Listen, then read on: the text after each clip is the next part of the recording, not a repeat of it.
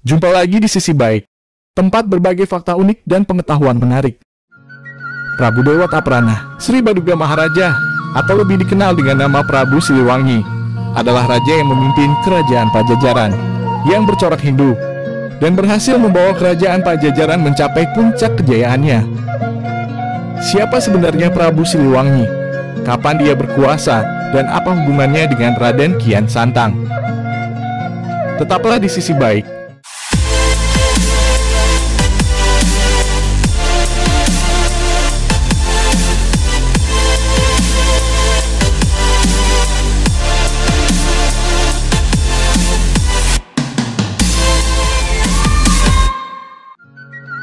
Prabu Siliwangi memimpin kerajaan Pajajaran dalam rentang waktu tahun 1482 sampai 1521. Nama asli Prabu Siliwangi adalah Jaya Dewata yang dilahirkan pada tahun 1401 di Kawali Galuh atau sekarang daerah Ciamis.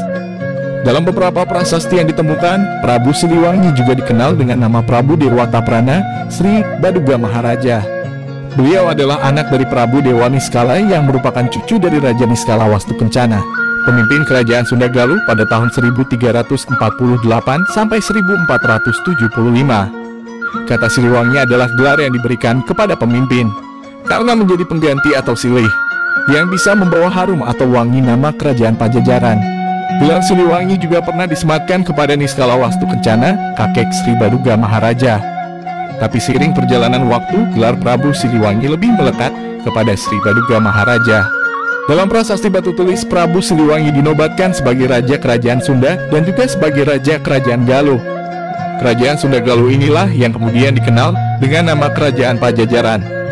Prabu Siliwangi berhasil membawa kerajaan Pajajaran ke masa kejayaannya. Karena di bawah kepemimpinannya, kerajaan Pajajaran selalu dalam keadaan teratur dan tentram, di mana kebijakan yang diambil Prabu Siliwangi dalam memimpin kerajaan selalu menuruti wasiat dari kakeknya, seperti membebaskan penduduk Pajajaran dari 4 macam pajak, dan selalu memegang teguh kesetaraan dalam kehidupan sosial. Di bidang pembangunan, Prabu Siliwangi juga memperkuat kerajaannya di berbagai bidang.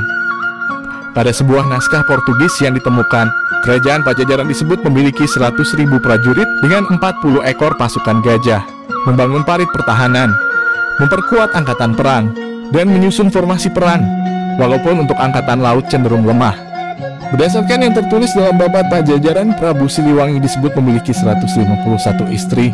Salah satu istrinya adalah Nyai Subang Larang dan dikaruniai 3 orang anak, yaitu Raden Walang Sungsang atau Pangeran Cakrabuana, Nimas Rara Santang, dan Raden Kian Santang.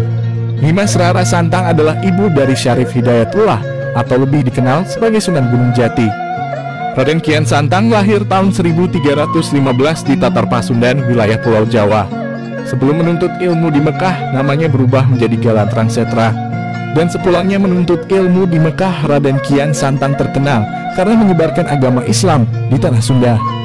Dalam kisah Prabu Siliwangi selalu dikaitkan dengan seekor harimau putih. Cerita tentang harimau putih ini erat hubungannya dengan kejadian pertempuran Prabu Siliwangi dengan anak kandungnya, Raden Kian Santang, yang mengajaknya masuk ke agama Islam. Karena menolak ajakan tersebut, terjadilah pertengkaran yang berakhir dengan pertempuran yang pada akhirnya membuat pasukan Prabu Siliwangi terdesak. Di tengah suasana tersebut, Prabu Siliwangi dikisahkan melakukan moksa dan berubah menjadi harimau putih, sementara pengikutnya berubah menjadi harimau sancang. Meskipun kurangnya manuskrip yang mendukung hal ini sebagai bagian dari sejarah, namun cerita itu tetap terjaga dan terus diceritakan masyarakat Sunda. Beberapa peninggalan Prabu Siliwangi semasa memimpin di kerajaan Pajajaran yang telah ditemukan diantaranya adalah Babat Pajajaran, Carita Parahyangan,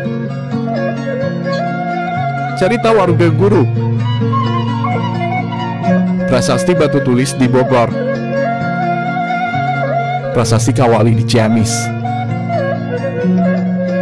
dan Tugu Perjanjian Portugis.